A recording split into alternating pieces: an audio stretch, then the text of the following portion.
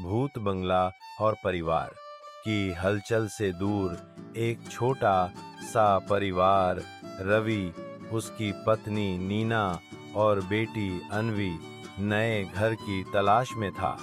एक दिन उन्हें शहर से कुछ दूर एक बड़ा पुराना बंगला बहुत कम कीमत में मिल गया। आसपास के लोगों ने उन्हें वहां न बसने की सलाह दी, लेकिन रवि ने हंसते हुए कहा, भूत प्रेत सब कहानियां हैं, असली डर तो किराए के बढ़ते दाम हैं। परिवार ने वह बंगला ले लिया और कुछ ही दिनों में वहां रहने लगे।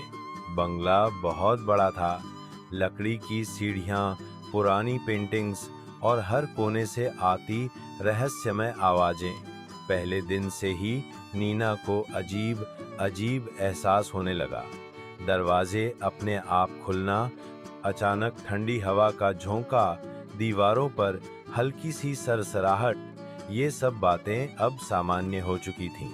एक रात अन्वी अपने कमरे से चिल्लाई, माँ, कोई मेरे खिलौनों से खेल रहा है।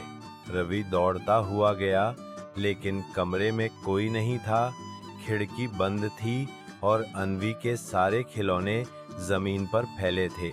नीना ने कहा, मैंने कहा था ना, कुछ तो गड़बड़ है इस घर में। रवि ने सबको शांत करते हुए कहा, शायद अन्वी सपना देख रही हो। लेकिन धीरे धीरे हालात और भी अजीब होने लगे।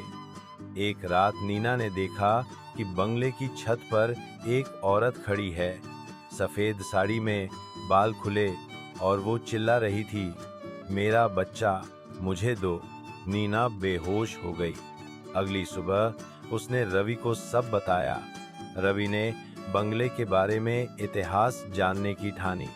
पास के गांव के बुजुर्ग ने बताया, यह बंगला कभी ठाकुर देवेंद्र सिंह का था। उनकी पत्नी और बच्चा एक रात रहस्यमयी आग में जलकर मर गए थे। तब से लोग कहते हैं कि उस औरत की आत्मा इस बंगले में भटकती है। रवि और नीना ने फैसला किया कि अब इस घर में नहीं रह सकते। उन्होंने एक तांत्रिक को बुलाया। तांत्रिक ने पूजा की और आत्मा से बात की। आत्मा ने कहा, मैं सिर्फ अपना बच्चा ढूंढ रही हूँ, उसे मुझसे छीन लिया गया था। तांत्रिक ने आत्मा को मुक्ति देने के लिए विधि की। जैसे ही अंतिम मंत्र बोला गया, पूरा बंगला हिल गया, खिड़कियां खुलने लगीं और अचानक सब शांत हो गया। उस दिन के बाद बंगले में कोई अजीब घटना नहीं हुई। रवि का परिवार फिर से सामान्य जीवन में लौट आया।